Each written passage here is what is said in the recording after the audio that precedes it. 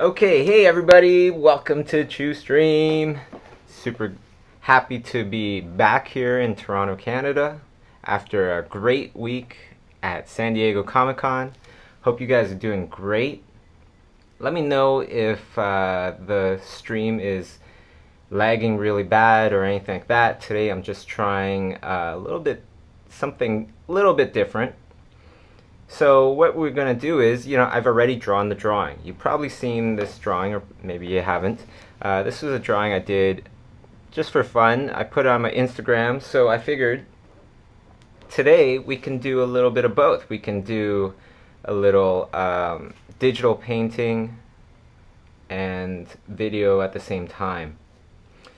Hey everybody. So yeah, great to see everybody on the streams.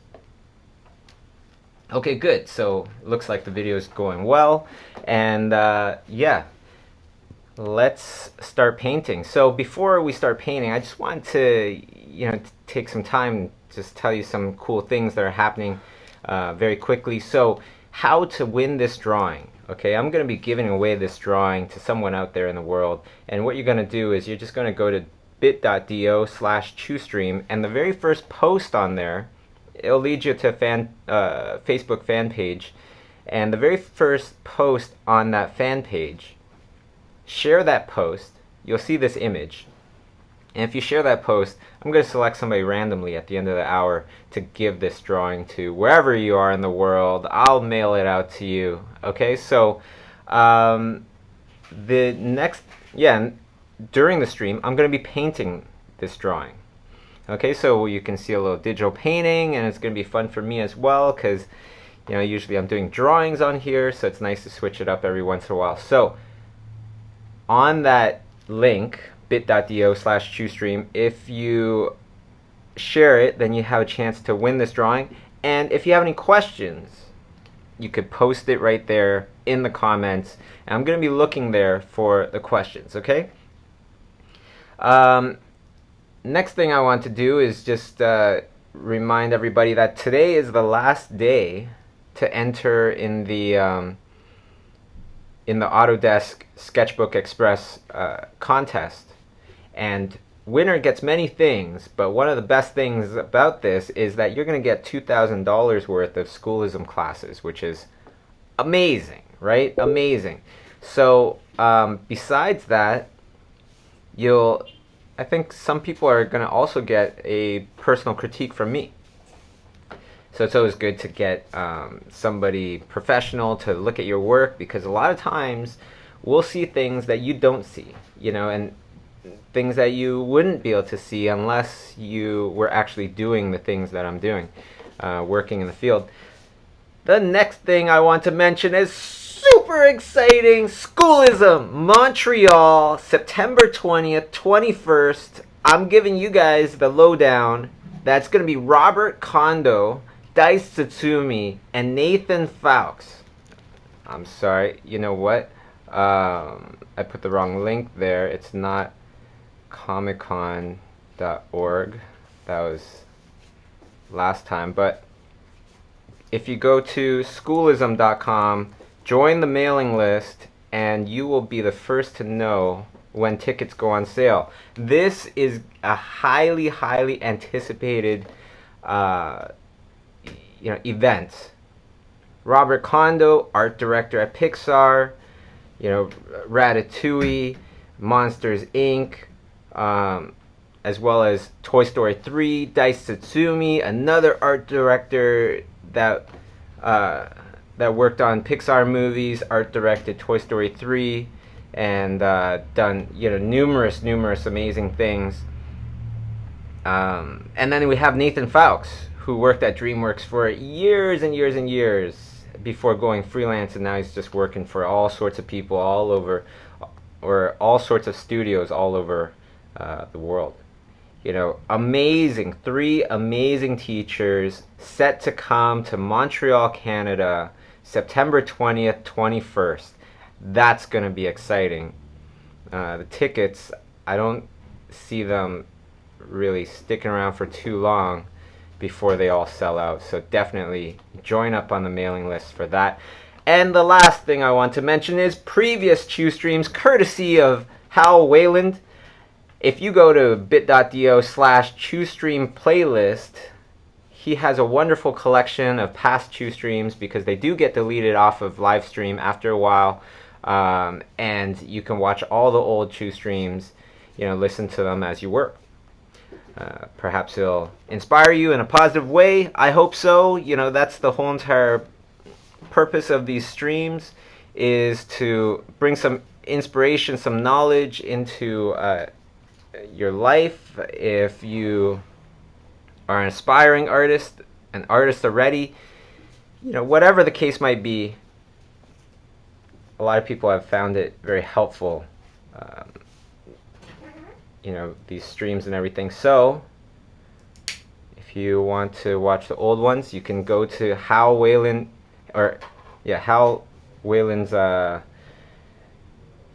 YouTube channel by going to bit.do/Chiustream playlist. Okay, so let's begin with, let me see if we can get any questions out here.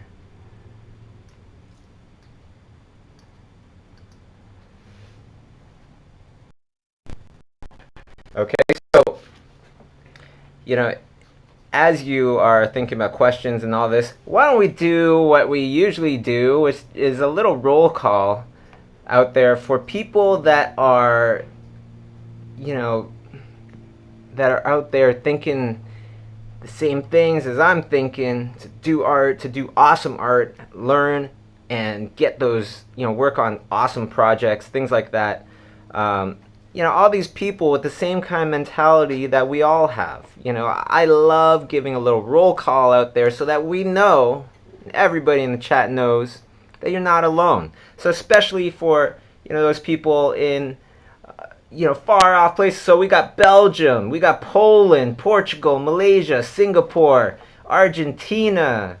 We have Malaysia in the house. We have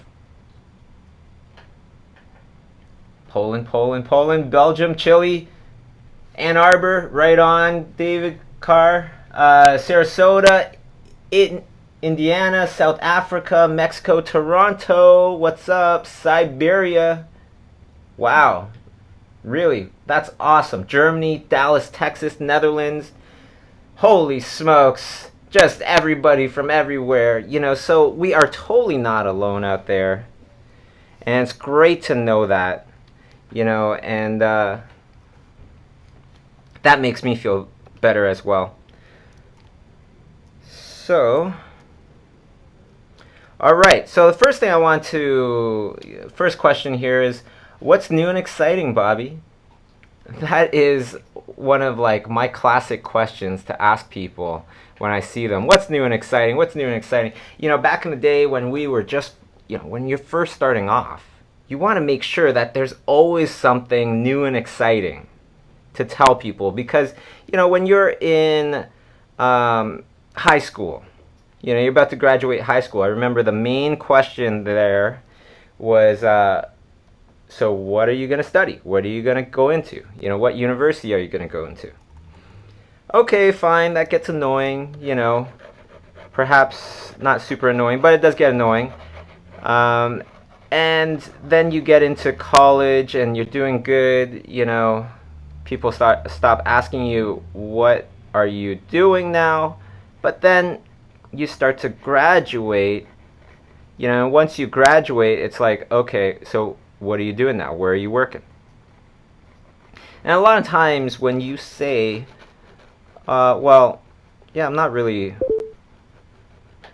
working right now, or perhaps the common thing is, oh, yeah, I'm doing freelance right now.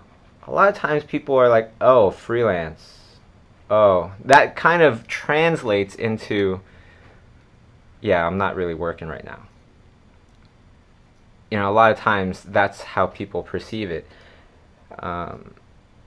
That's how people perceived it when I was saying that.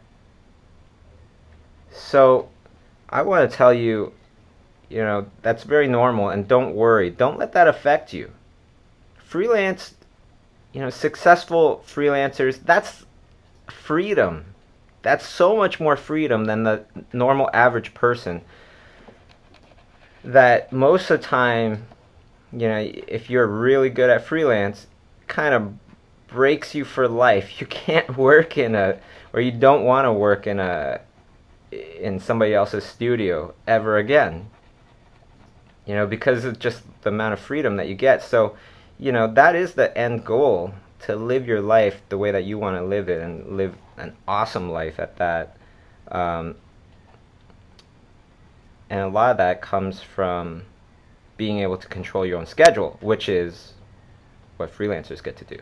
So, if that is your goal, then totally don't worry about people kind of looking at you and going, oh, you're doing freelance, oh, that must mean you're not really doing much. Because it is one of the best kind of situations in the world. What's new and exciting in Bobby's world? I came back from San Diego ComicCon. Amazing. This was like maybe our eighth year in a row going there.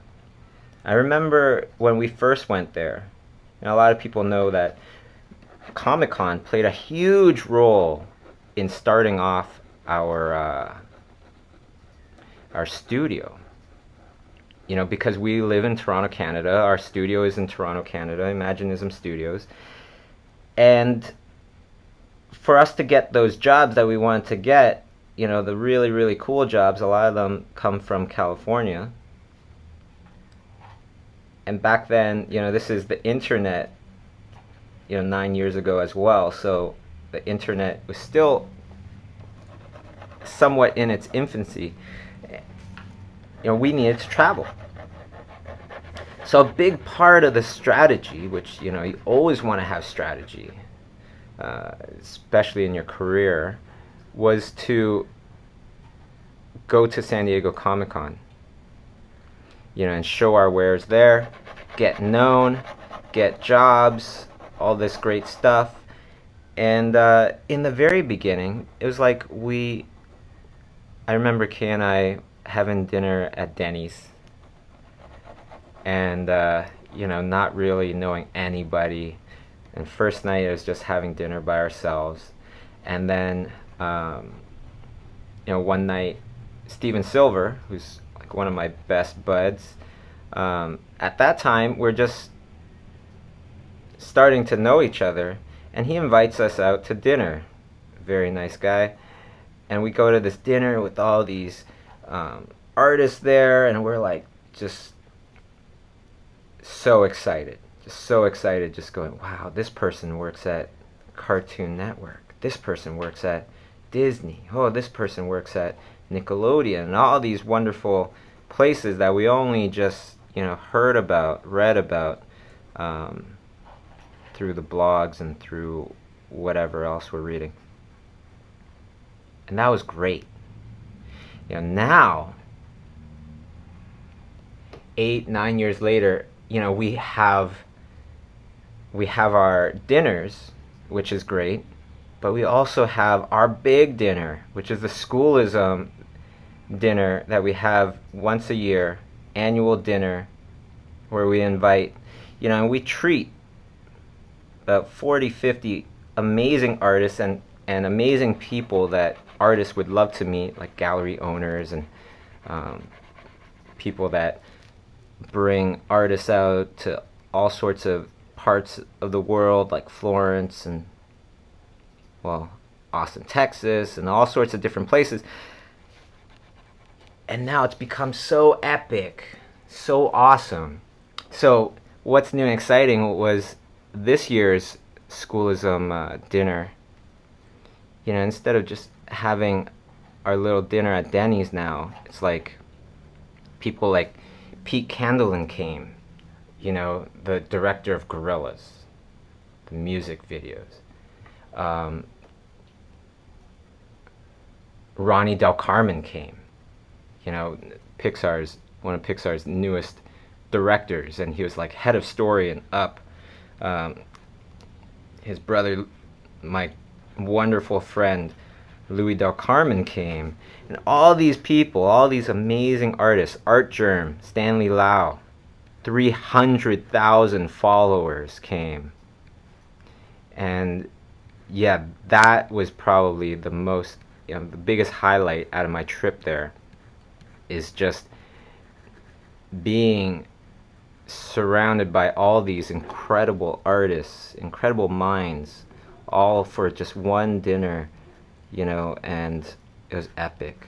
Loved it. What else is new?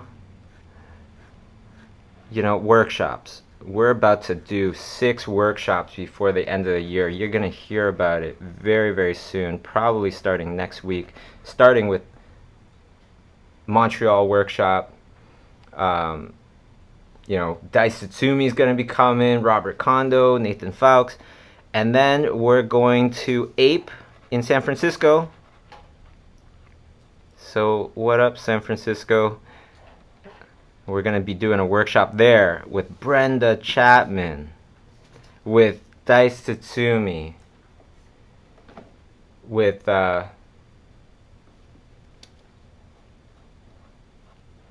Arriaga. What is that? You want me to talk about?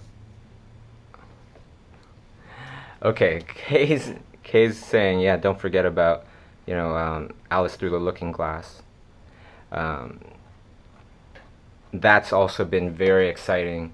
We were working on that for quite a bit, over a year, and couldn't be happier with the experience. So, okay, let's talk about a couple things here that I've just been thinking about, wanted to write them down, wanted to express them to you, because they're all really important to me, especially when I was starting off my career.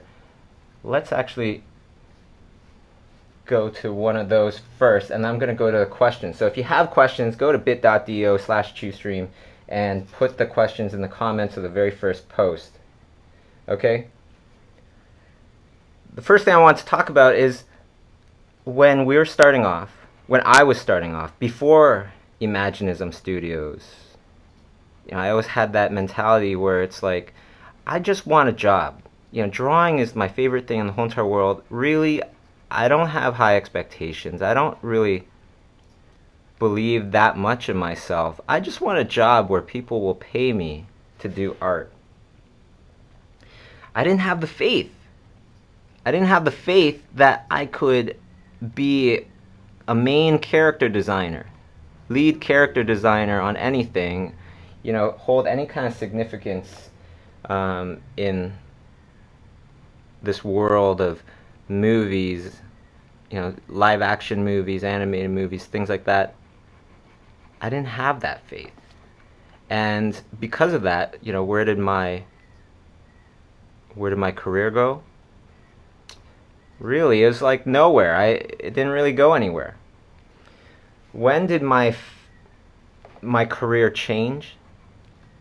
Is when I just said, you know what? Even though I might not totally believe, I'm going to pretend to believe, and I'm going to make the motions of what a person that does believe would do. And I just started doing those things until I myself started to believe. Start off with that. I urge you guys to start off with that, because when you do, faith brings motivation. Not only that, but it also brings persistence. You gotta start with believing that your dreams are possible. And, for me, I feel like I have a special connection with a lot of those people out there, because I don't live like down the street from DreamWorks. I don't live down the street from Pixar, all these amazing studios. I live in a different country. And to think that you can start working at these places, it's kind of tough sometimes, because you're just like, that's so far away. That dream is so unobtainable. But you know what? it's so much more obtainable now. People that live in Malaysia, people that live in Siberia, wherever, you know, you actually have a lot more chance right now than I had in the beginning. So what I'm saying is, you have a great reason to believe. There's so much more connectivity with the, you know, community and everything now than there was 10 years ago. So why not believe? You know, that was the first thing I wanted to mention. And let's go to one of the first comments here. Okay, so yeah, somebody's asking, what about ComicCon? How was it? You know, it's amazing. It's amazing. You gotta go. It's an experience that you'll never forget, because it's an event that I've never kind of seen anything even close to that. Guillermo del Toro just walked right past our booth, you know, while we were there. Hulk Hogan walked past our booth while we were there. It's just incredible crowd and incredible things to see. Let's go to Vitaly. Has your perception of art and design changed during your work, your career, if it did? Okay, so I'm a little paraphrasing. So how's my perception of art and design changed since, you know, I started my career? That's a great question. The biggest kind of revelation, the biggest kind of thing that I've discovered with all this stuff is that dealing with people is like half of it. Dealing with people is like half of what you need to succeed. If you do not like dealing with people, if you do not like conversing with people, you know, it'll limit you. It'll limit your options. You have to be able to know how to communicate with people, how to deal with people. If you don't, you're always going to be depending on somebody else. You will never get that pure, you know, 100% freedom that so many of us crave. You know, let me just get a darker tone here. When you are just by yourself, you can attract so many clients. But when you have a network of people that love working with you or are your friends, you can do so much more. That's something that I really, you know, learned throughout my career. The other thing is, you know, a big part of before what we were thinking, you know, early on in my career, I was thinking, man, all these people, you know, in California, they're learning so much. They have so many great people there to learn from. And for me, I kind of felt like it was a bit of a disadvantage because I was learning everything by myself. You know, this is before the internet even had forums, right? And I'm just trying to learn art by myself. That can be quite a daunting task. And later on, throughout my career, my kind of perspective of that has changed, because now I can see why a lot of people come to me to do work.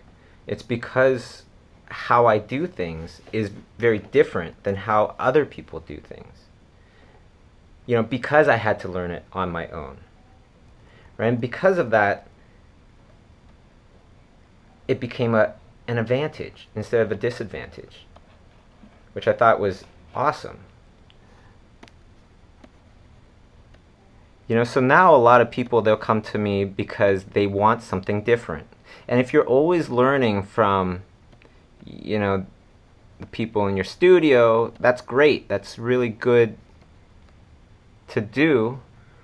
However, it does make your stuff a little bit more diluted. So how to stay away from making your work more diluted so that it just looks like somebody else's work, or you can't really tell a difference anymore between your work and perhaps your classmates' work. Learn from as many different styles and techniques as you can, even if it's how to do the same thing in 7 different ways.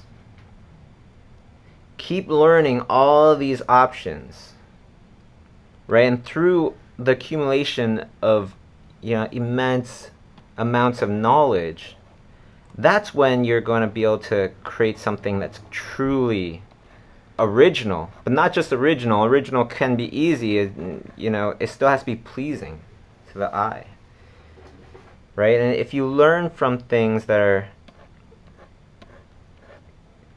kind of discovered or invented by people that took years and years to invent it,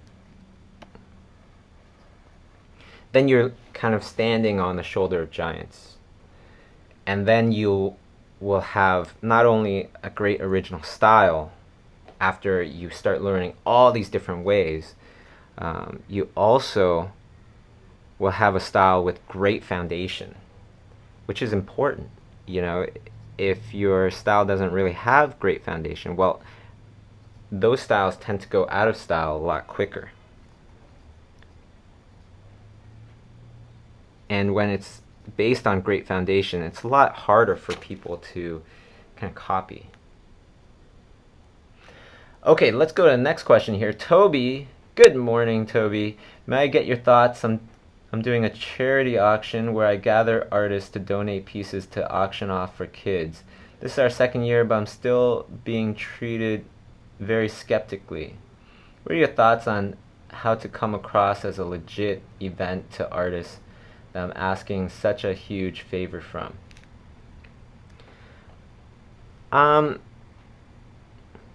It's kind of hard because I don't know the event that you're doing, but I would say, if it was me, I would, especially if I've done this before, I would send them some pictures, of the people that you're actually affecting. Hopefully pictures with you in it, the kids in it, and perhaps a testimonial from the kids, things like this.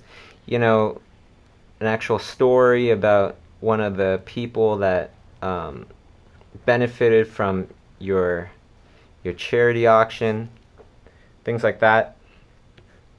Yeah, that's how I do it.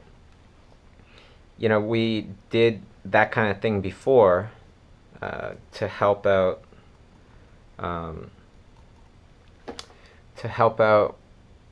in Japan when they had the big earthquake there. We did another one for animal rehabilitation center in Brazil. And that was great because we had a lot of great footage when we went to Brazil to the animal rehabilitation center. And so, we could post a nice video of that and our experiences there. And that seemed to really help. Let's go to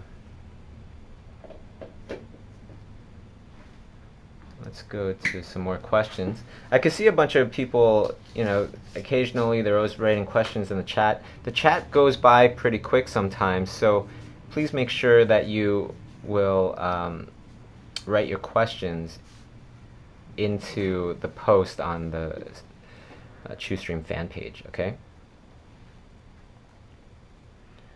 Okay. So, get painting on this guy. I feel like I'm going kind of slow. And by the end of the stream, I'm going to be giving this away.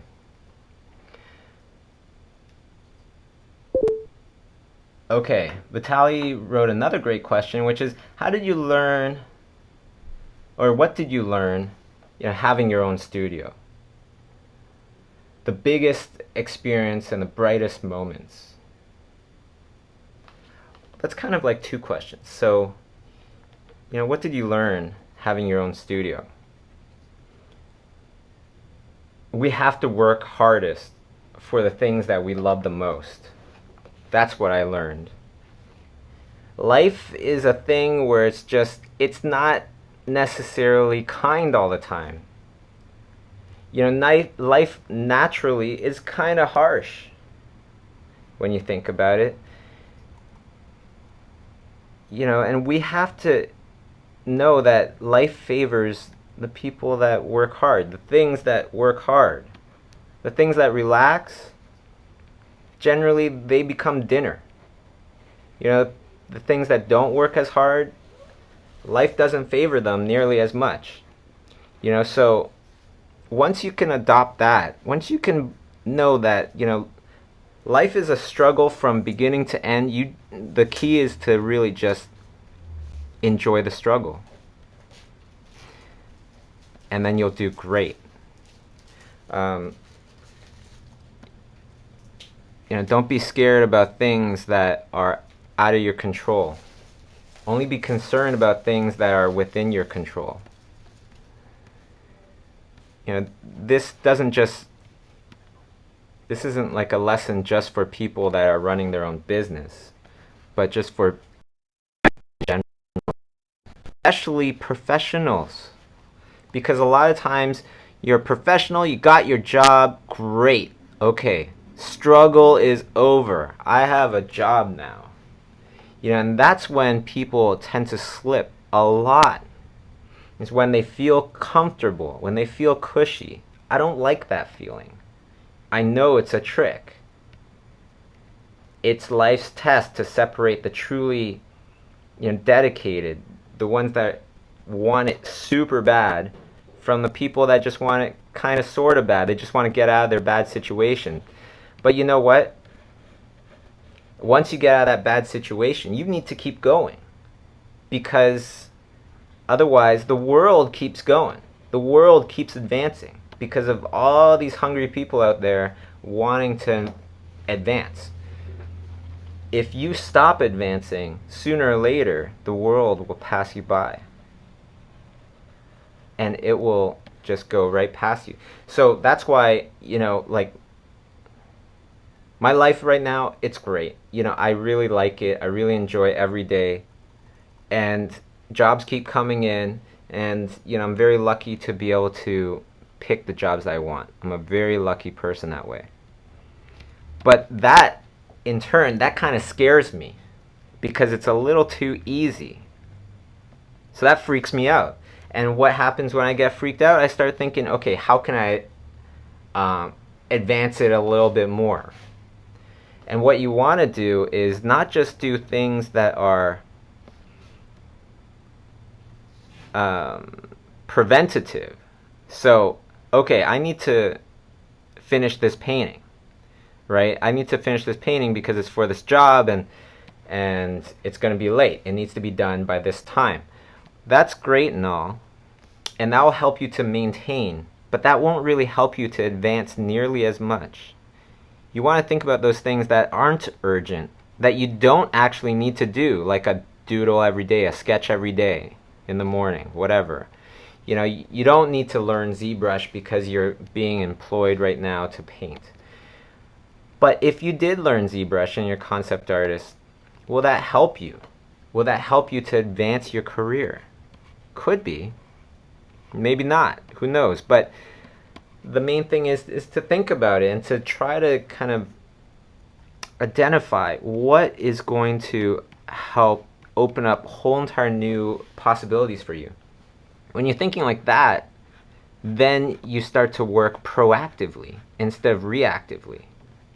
Right? If you're just working reactively, like okay, I need to get these bills paid, I need to, have this much money to cover rent and all this stuff, that's reactive. Right? If you're thinking, on my spare time, I don't need to do this, but I'm going to start learning, like, for example, ZBrush. I'm saying ZBrush because that's what I'm dedicating my Fridays to learn ZBrush. Because I really want to, learn how to sculpt in the computer. And in turn, if you can make most of your schedule all about proactive things, things that will help you open up whole entire new opportunities in your life, then your career just starts going straight up.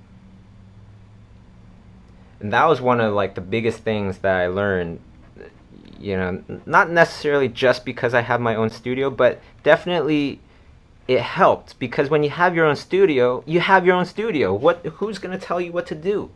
Nobody. You're going to have to think of what to do. Right? And when you start thinking of what to do, especially in the beginning, it's all proactive because you have no job. You know, you have no leads yet, perhaps. So that was a great lesson that I learned. And what are the biggest experiences, the brightest moments? Well, the best thing about getting to where you're going is remembering where you came from. Those are all of my brightest moments. You know, those moments, those memories of the struggle will actually become your fondest memories. You know, a lot of people, they go to war and then, you know, later on, they talk about their army times, even though it's such a struggle. Not everybody, you know, war is horrible. But like my dad, for example, he always reminisces about his army time, you know, where he had very little to eat, you know, sometimes pretty darn scared of certain situations that might happen. But in the end, those are like his fondest moments, which is kind of funny. Right? So I would definitely try to even enjoy those moments right now. If you're struggling out there, know that you are on the right path because you are struggling. People that don't struggle don't get anywhere. You know, people that don't try things that make them fail will probably never be able to try things that will help them succeed.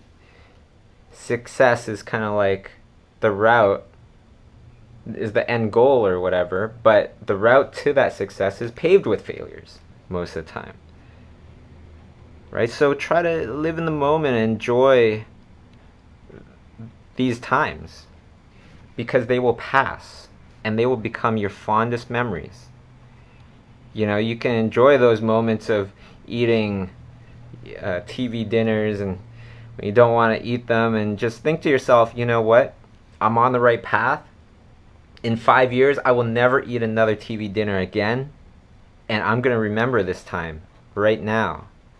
Something that I regret. You know, there's very few things that I regret. There's pretty much only one that I can think of, and that was not taking enough pictures back then when I was really struggling.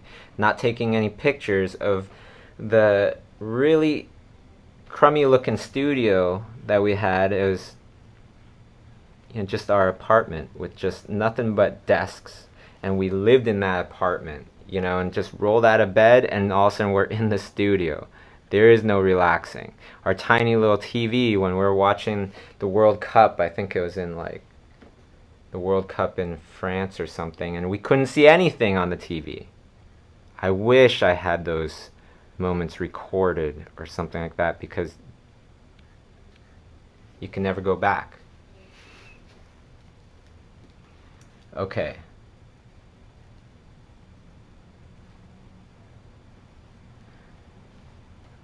Louis asks, holding on to positive thoughts is so important. I recently went over a deadline for a project, and keeping calm and positive was tricky. Any advice on keeping a cool head when you're knee-deep in work?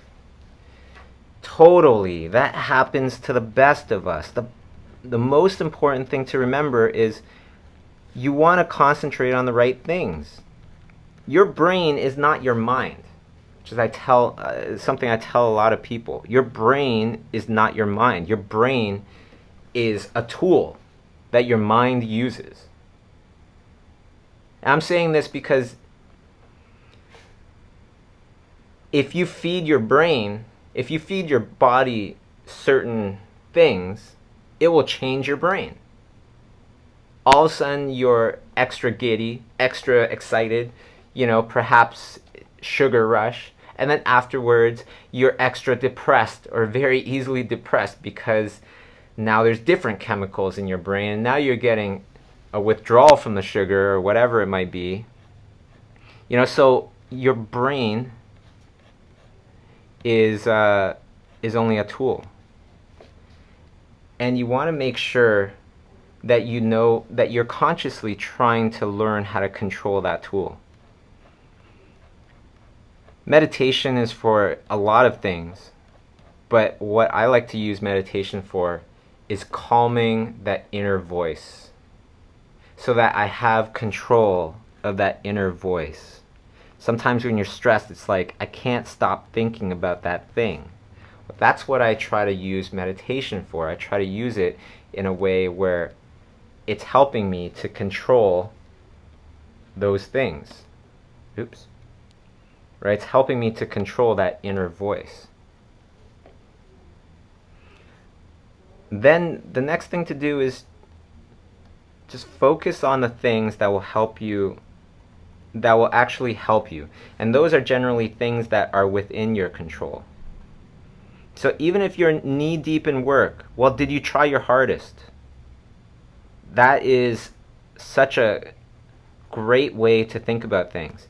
If you are constantly just thinking, did I try my hardest here? And you can say yes, then you know what? You've succeeded. Because in the long run, what else can you do? In the long run, the best thing that you can do is just try your hardest all the time. If you're known as like a person that always tries his or her hardest, then it'll take you to your potential, and people love working with people that have passion, that always try their hardest. So that's what I always try to kind of remind people to do.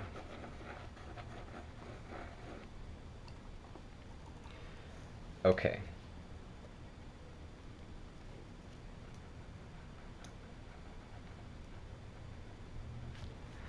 Sometimes we do screw up, right? Sometimes we do screw up. I'm no exception to that. I've definitely had my screw ups in the past, which is a good reason why I do these streams, to tell you the things that I've learned through those mistakes and how I changed them. And that's definitely one of them. I used to get stressed. I used to get stressed about all these things until I started to realize, what? Am I doing my time? Am I trying my hardest? That's the only thing I can do. Let's just concentrate on that, and it will bring me to success. You can't stop somebody that always tries their hardest and is always thinking, is this the right thing to do? Always kind of reevaluating, right? Using their common sense. Life is, how some people say life is a marathon. I don't think it's a marathon as much as it is more like a race through the woods. It's not a race through fields or a track race. It's a race straight through woods. So you can't just put your head down and start running as fast as you can. You got to keep your head up and constantly look, where am I going? Where am I going? Where am I going? Avoiding trees. Avoiding those big pitfalls. Keeping your eyes up, always looking, what's going on in the world? How can I, work with that? How can I adopt that? Which we're constantly doing. Another kind of thing that people say that I don't fully agree with is nothing lasts forever. I don't know if I believe that. Well, it depends on what you feel forever is, but I feel like everything needs to change. Everything will change. I feel like that is kind of like the better thing to adopt. Nothing lasts forever. Right? Things can last a super long time, way past our lifetimes. But I think the real key for our careers is that everything will change. That's why a lot of artists, including myself, we say that you got to follow your passion. Don't follow where the jobs are, because things will change. And before, puppeteering was perhaps an awesome job, in the 80s, doing all like amazing puppeteering. So then you might want to go into puppeteering until CG comes along, destroys that so that there's only a fraction of puppeteering left and things like that. So if you didn't fully just love it, then you'd be in a lot of trouble, because you'd have less jobs and you'd be doing something that you don't even have that much passion for. You gotta do what you're passionate about, because when the stuff hits the fan, the ones that keep going are the ones that have a lot of passion for what they do, and they're just doing it anyways. So even if what you're doing now doesn't really have that much of a that much opportunity, I would actually say keep going. When you have time on your side, especially if the younger people out there, when you have time on your side, that's one of the most powerful things ever, because everything changes with time. And you yourself can actually influence the industry, the world, just starting with you.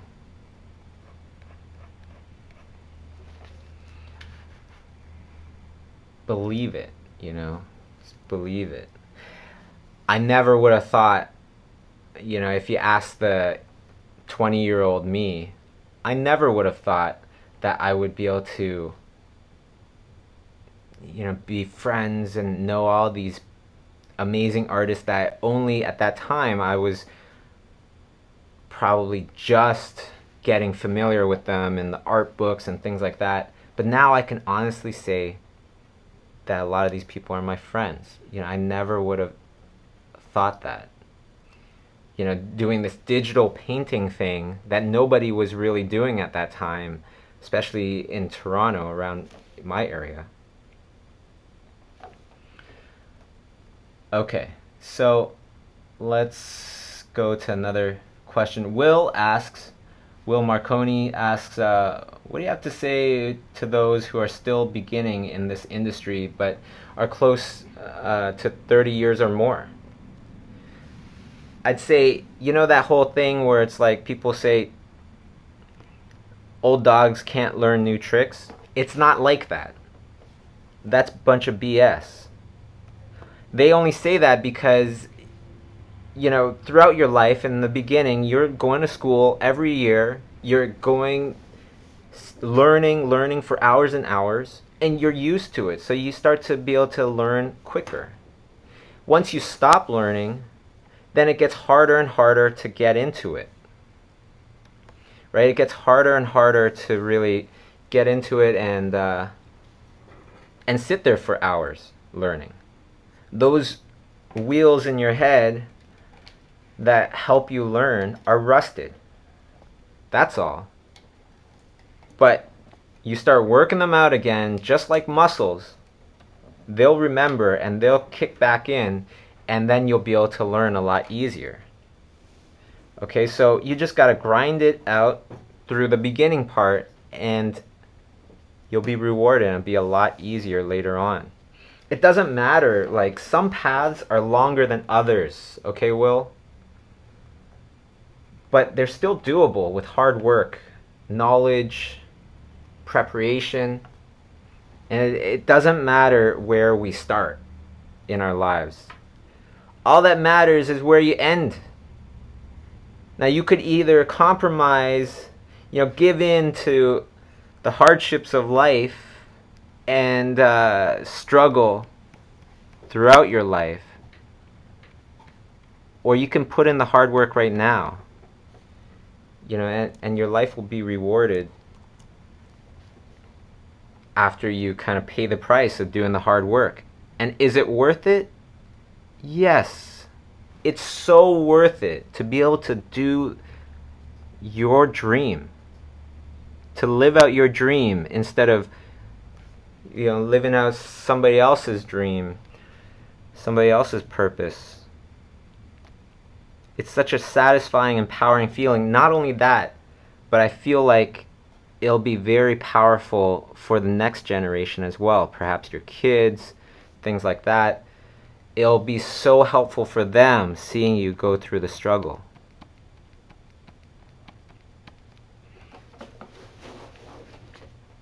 Okay. What drawing tablet are you using? I'm using a Cintiq monitor, but tablet doesn't really matter. Okay, it's much more about the thought behind the brush than what kind of brush I'm actually using. That's, it's a good question, but it's a very common question that I'll get. What kind of brush are you using? That kind of thing. Very technical kind of stuff. It doesn't matter. What truly makes the difference is what is going on in your head. Simple techniques, great. They're very easy to learn. Do this function, do that function, and then you get this result. Burn and dodge tool, this and that. But if you don't have the right thinking behind it, it still won't look that good.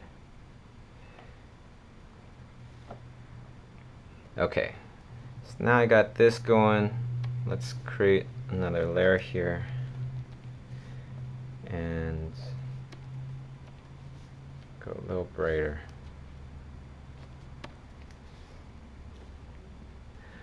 Okay.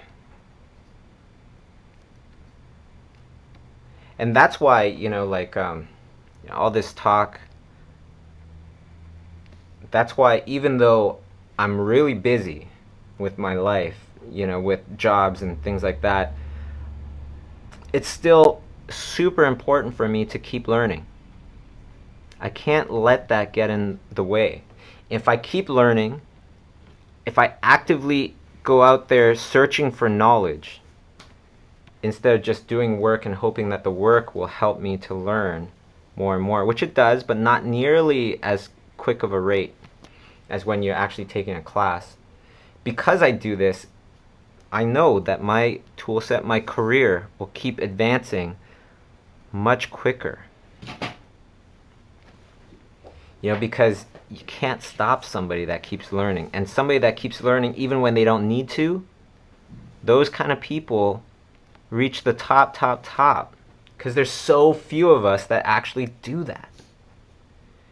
So keep hungry. Even when you got food, keep hungry. Stay hungry. Even when you're cushy, keep getting up. Keep doing stuff. Don't let life kind of put you in that trick where it's like, oh, everything's good now. Now you can take it easy. Because it won't. You won't be able to take it easy. And when push comes to shove, when something happens and now you have to kind of battle again, if you've been lazy all this time, it'll be much harder for you to battle it out. Perhaps with the younger people out there, and they've all learned all this great, amazing stuff, and now you're out of date. Right? We have to be prepared. A little bit of paranoia is like, it's necessary. It's kind of like fire. You need a little bit. Don't let it take control of you. Don't let it get out of hand. Okay, let's go to the next question here. Vico, how is it working for the big studios? What's the process? Is it too stressful? How much time do they give you for concept art in general? This is a very difficult question to answer because they're all different. Directors are different as well. How is it working on Alice in Wonderland, the sequel? It's awesome. It's been there, new challenges, whatever, but it's a great experience. How is it working on other films? Perhaps not that good. Do you have a lot of pressure that you put onto yourself? I don't. Because all I ask to myself is, am I trying my hardest? And if I could say yes, then that's all I can do. I totally understand that, and then there's no pressure. You know, because in the end, that's what matters. That's what will continue to give you jobs. It's putting in that effort. Even if the movie bombs, you're still going to have a lot of people on there that are going to keep making movies. And the ones that they'll take are the ones that were their favorites. You know, so if you always try your hardest, then they'll always take you. But it's not just trying your hardest, like head down, not really paying attention to anything else. You have to constantly look up, see where you're going, see what direction you're going. Is this the right direction? If it is, then keep going. That's great. You know, if it is, figure out what you need to do to change things up. Make sure that you start going in the right direction.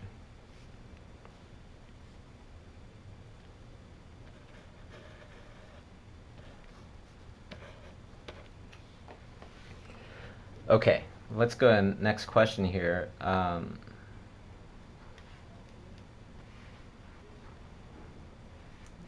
see here. It's going to refresh the page a little bit.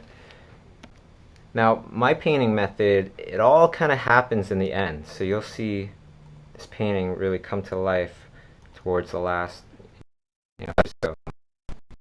And again, if you want a copy of the original drawing here, all you need to do is go to bit.do/Chiustream, and then you can share that very, because very soon I'm going to be choosing somebody at random to give this painting or the drawing to. Okay. Okay.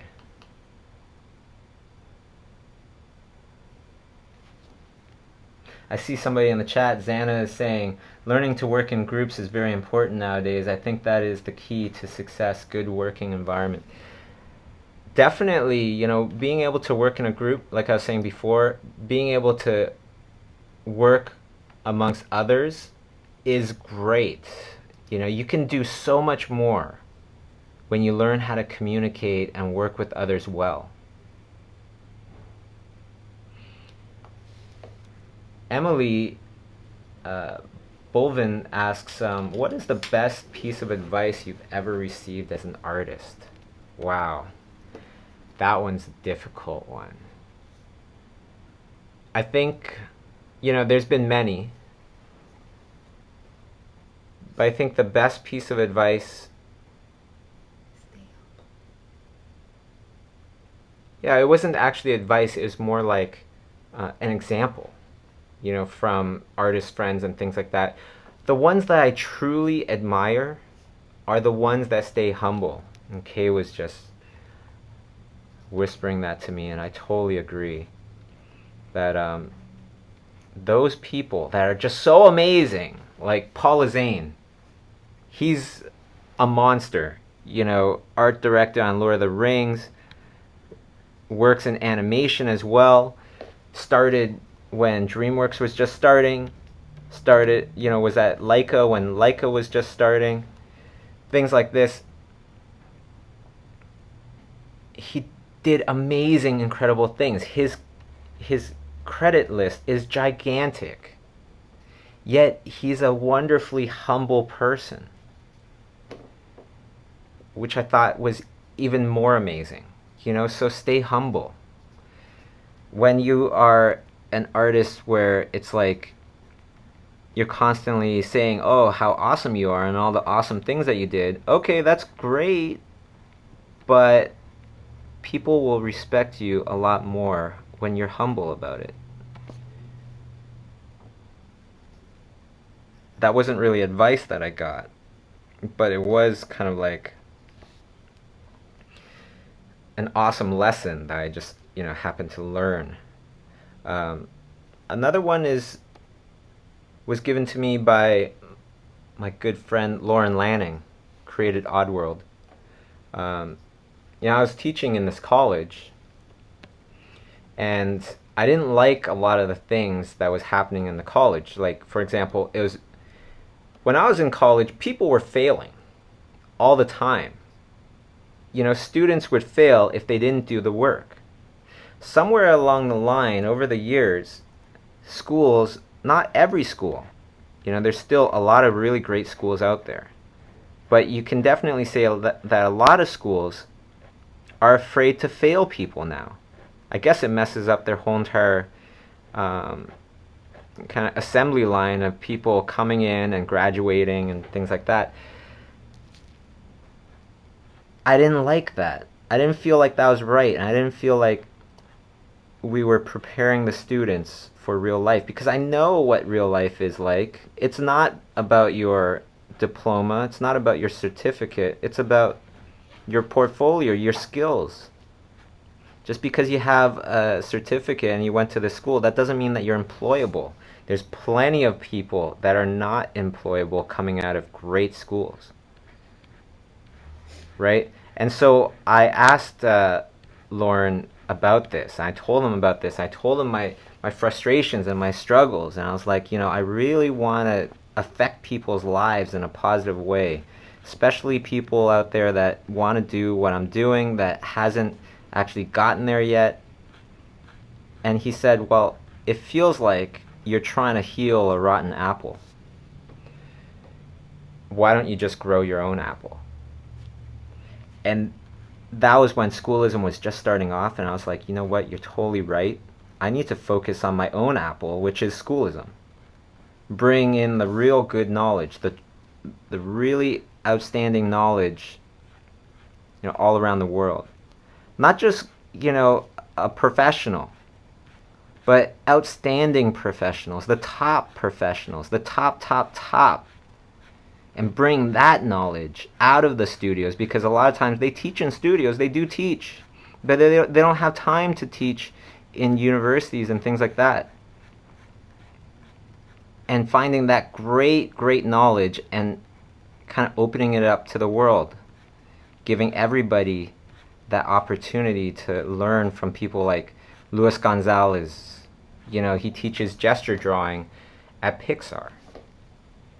In the grand scheme of things, gesture drawing teachers, I could comfortably say that he's one of the best teachers in the world, if not the best, along with Alex Wu. I know that's a huge statement, but I'm very comfortable with saying that, because gesture drawing at Pixar, like if you just look at the animation at Pixar, look at the storyboards, some of the most talented, absolutely the most talented people in the world when it comes to, emotional posing and things like that, many of them are at Pixar. So to find the person that actually teaches there, it's incredible. The first thing I did when I finished Alex Wu's class was I thought to myself, and I said to Kay, I was like, man, why didn't they teach this in school? Why didn't I teach this in school? Because I was teaching life drawing. If only I knew. That would be totally the method that they teach would be totally the method I would teach. It's not just great artists that, artists that work in great studios. You want to go for the greatest people in that studio. To get to the very, very top of the mountain, you can learn from the people at the bottom of the mountain. Yeah, and it's possible, perhaps, to get to the top. But the easiest, most probable way to get to the top of the mountain is to learn from the people at the top of the mountain. So everybody teaches. There's so many more people that teach out there. And some of them are great. But some of them aren't. And sometimes it's hard to distinguish. So be careful. Be careful of that. Look for testimonials, look for other people that have taken certain courses to really decide who you want to learn from, because it's so important. If you get a bad teacher, you might actually hate gesture drawing or whatever it is if you had a bad teacher, a bad experience. I used to love drawing layouts. Now I don't like drawing layouts. Because why? Because I had a bad experience learning layouts. You know, from a teacher, or actually it was a job that I really didn't like, drawing crappy layouts. And by the end of it, I hated drawing layouts. And that's when I actually started drawing much more characters and creatures, and wanted to be a character designer instead of a layout person. So perhaps one day I'll go back to that.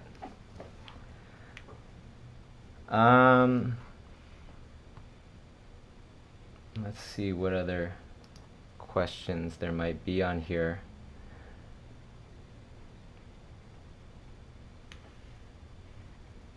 Let's reset this.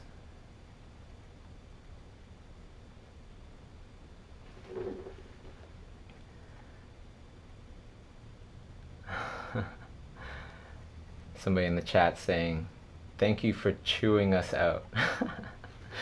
You know, I'm totally not trying to do that. You know, I'm trying to make you prepared. I'm trying to make everybody prepared to succeed. And sometimes you need to, you know, you need to bring the reality into things. You need to tell them, this is how reality is. Be ready for it. So when it happens, you're so ready for it. Even bad things, you're ready for it, and you won't even flinch. You'll be like, I totally expected this. This is what Bobby's been telling me to be prepared for. We're just going to keep our heads down. We're going to keep going.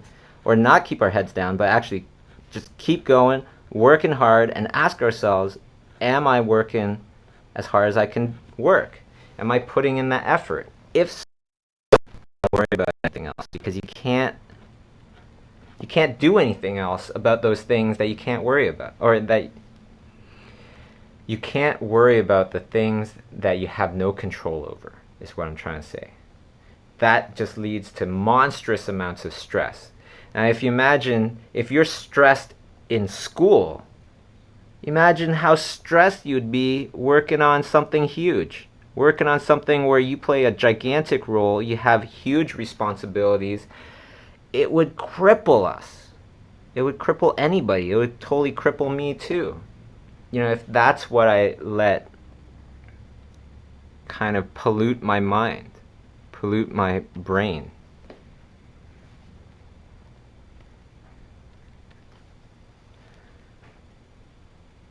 You had a lot of time to master the art or the color perception, months or years. My people drawing still looks so artificial. Think about how you're learning. Think about, you know, don't just keep drawing the same stuff. If you feel like, hey, you know what? My drawings, my knowledge is exactly the same as it was, you know, 2 months ago, then you aren't learning as effectively as you could. Especially beginners. Beginners have so much that they can learn. If you don't feel like your artwork is truly improving, then you're probably, you know, A, you're not concentrating on the right things. You know, learning the right things. Perhaps you're just doing more than learning. You know, you're doing the same drawings over and over again in different kind of ways, but you aren't learning. Or you think that you're putting in all the effort you can. You think that you're going at 100%, but you're not. Try to find your true potential. Get to know yourself and get to know your true potential. You know, because a lot of times you'll be very surprised on what your true potential is. And you won't really be able to find it unless you try to push yourself past those boundaries that you usually stop at. You know, especially if you're at the beginner stage of things.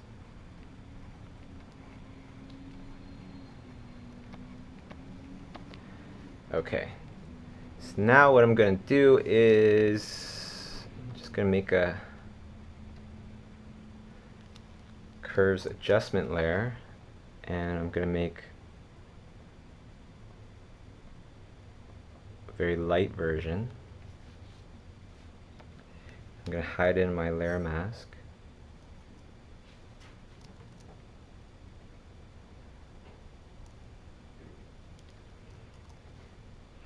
Okay, and I'm just going to paint on that lighter version by revealing it through my layer mask.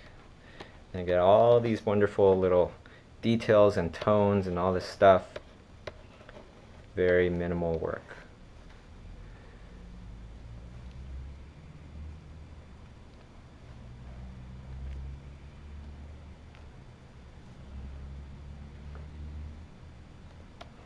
Okay, there we go. Definitely, you know, if you can, come out to one of these schoolism classes or schoolism workshops when we come to a city near you, because that's exactly why I do them. You know, it's to bring the good knowledge, the truly, you know, high-class knowledge to those people that don't have the access that I might have. We're going all over the place before the end of the year. It's going to be awesome. It's going to be like just this quest to spread the good knowledge all over the world. You know, we're starting off in Montreal next month, or sorry, in September. Then we're going to San Francisco early August, the day after the APE convention. Then we're going to go to London, England, meet up with my buddy Emily there, as well as a bunch of others. Then we're going to go to Berlin, same month in October. And then from there, we're going to go to Florianopolis, Brazil, early November. And then we're going to be going to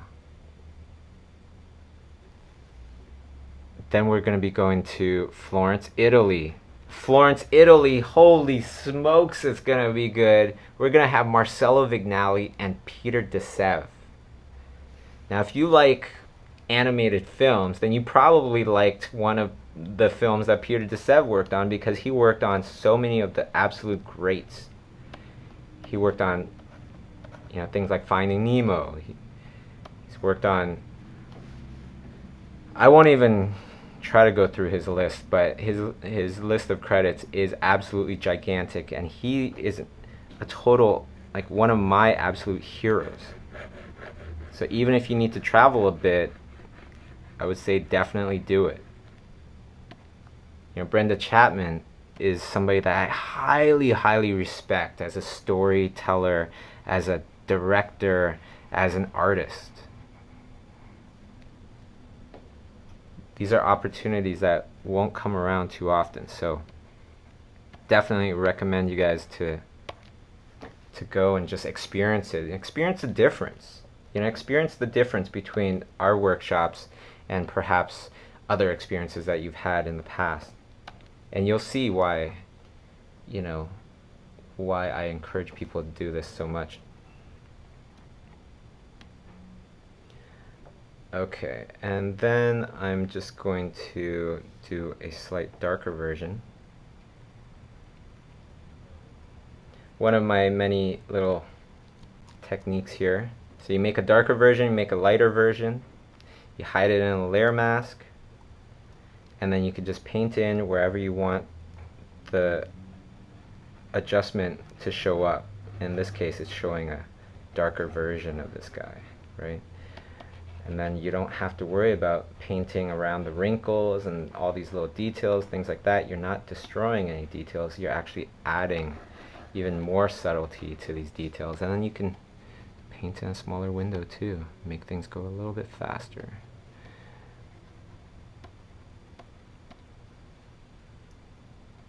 Yeah, so we're bringing the goods to the world. 2015, we're also planning on going to Singapore, Vancouver, Austin, Texas, and I'm sure there'll be more in the future.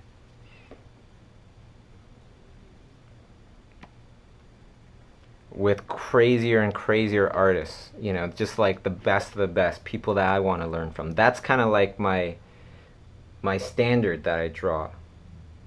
Do I want to learn from them? If I do, then those are the people that I would ask to teach at these workshops. Because it's not just for you guys, it's also for me. You know, it's also for me to just keep learning, upgrading my stuff.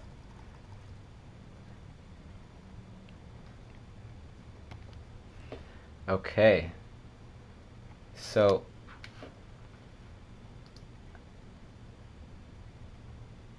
Batali asks a question here. What's your 3 favorite questions to ask people? That is an awesome question because I actually do have questions that I like to ask people. You know, certain questions that just bring out awesome, interesting answers. You know, one is, you know, name somebody that, or actually, okay. One is, what's new and exciting? Of course, that one's very basic. You know, I like to ask people that because everybody should have something new and exciting to talk about. Another one that I like to ask is, if you know, this is for like really successful people that are doing amazing things, accomplished amazing things.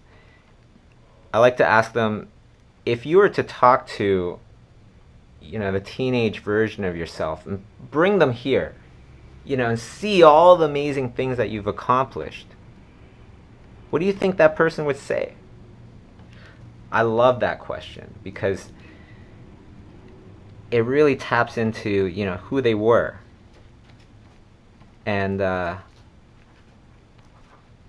you know, how they were before they really felt that level of success that they accomplished. You know, what's really awesome was last year I was talking with you know, I was in Vegas at a Autodesk university, and I was talking with one of the founders of DeviantArt, right? And I was asking him, so if you asked, you know, if I brought the 16-year-old version of yourself or the 19-year-old version of yourself here into this room right now so that he could see all the amazing things that you've accomplished, you know, this crazy amazing forum that has like 39 million people in it, DeviantArt, what do you think that person would say? And then he's just said very casually, is just like, you know, I'd probably say, oh, okay, good, that's what I was thinking. You know, he wasn't really, he was saying that his version of himself wouldn't be surprised at all. Not too much anyways. I thought that was amazing. And then later on I learned that when he was 16, he actually was offered $1 million for a website that he built. So no wonder he wouldn't be that surprised, because at 16 he is already, you know, getting talked about all over the place, and he was already successful. Incredible, right? Just incredible. Okay, so here we go. Just final little touches here. Then what I want to do is I'm just gonna bring this all together. I'm gonna do an adjustment layer here. I'm gonna colorize it.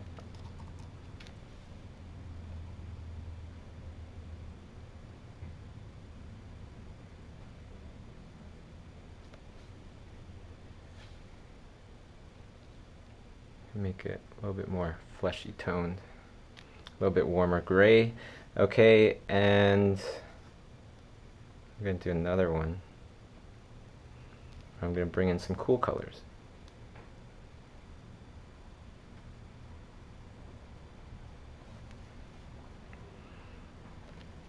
Let's do that again. I'm going to turn down the opacity of this.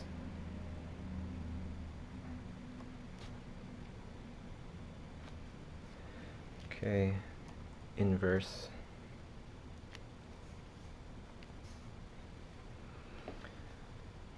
let's see if there's any other.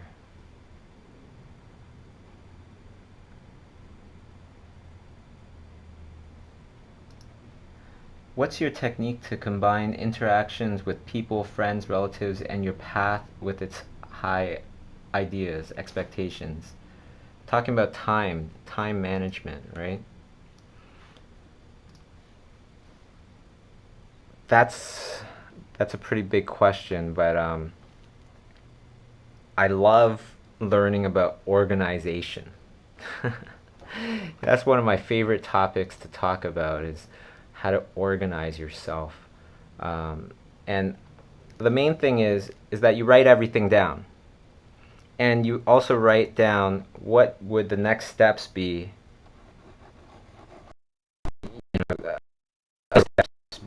to push your work further and further along.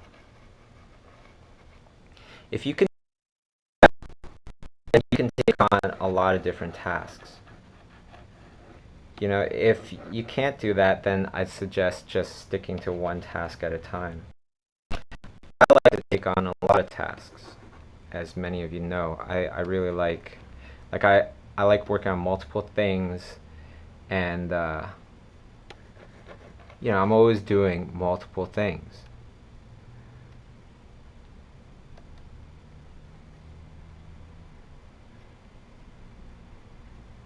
Okay, there we go. I think that's looking pretty good, and I just want to add a bit of color into the hair here. I want to go for something kind of orangey. Let's see how that works.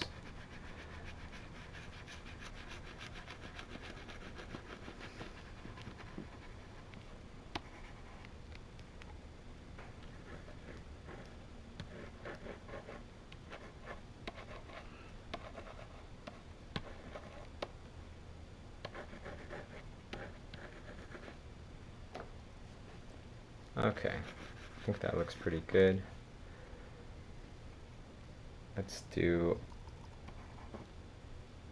Let's just do a little bit of warmer tones in the eye socket area.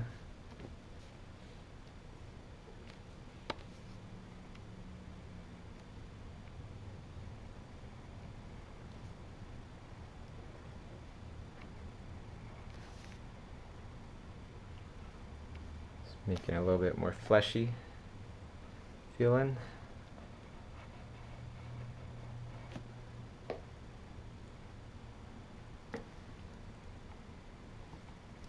Perhaps on the tail as well. Okay, so Box Crow is saying in the chat, before you got to where you loved, did you put up with things that you hated, like jobs you couldn't stand? I did. If you need to pay the bills and you don't have enough, then yeah, I guess you'd have to take on some crummier jobs. But if it's a job where you go, I don't really like that job, it doesn't really bring me closer to where I want to go, but yeah, I could do it. I could do it real quick. Don't take those jobs. Those are always side steps, not a step closer towards your goal, but more like a side step that won't really bring you closer to your goal. It'll just kind of bring you towards the side a bit. It might not bring you backwards. Perhaps it might. That's even worse. So be careful of that. Okay, so I just noticed time and I went over my time. So there's the little painting. Okay, so let's pick somebody to give the original drawing to. Somewhere out there. Let's take a look at Facebook. Go to my shares there. But a big shout out to everybody that came and joined in on the conversation here, the stream today. It's great to be back. Last week I couldn't do the stream, unfortunately, because I was at ComicCon. Okay, but we're doing this every week. We're doing this again next week, Thursday, every Thursday, 10 a.m. Eastern Time, 7 a.m. Pacific Time. Okay, so let's just run through. Let me just open up all these streams here, or the shares here. I'm going to pick somebody at random.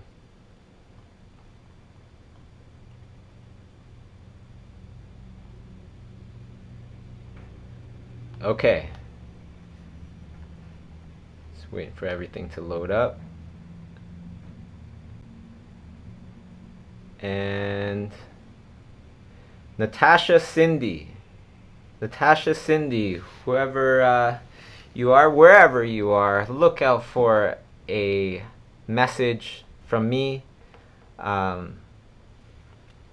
through Facebook. I'm going to ask for your mailing address, okay? And you're going to win, you're going to get the original drawing here that this drawing or this painting started from. Okay, so congratulations to Natasha Cindy. Right on. Thank you everybody for tuning in. It's been great. It's been great to come back, after missing last week's stream. But hey, coming back every Thursday. Okay? So put in your calendar.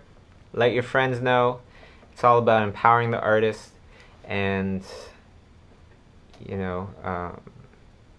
and just keeping everybody motivated and inspired. So keep going for your dreams. We have to work hardest for the things that we love the most. So don't forget that. And I'll see you next week. All right, take care, everybody. Hope everybody has an awesome week, awesome day, and I'll see you guys next time.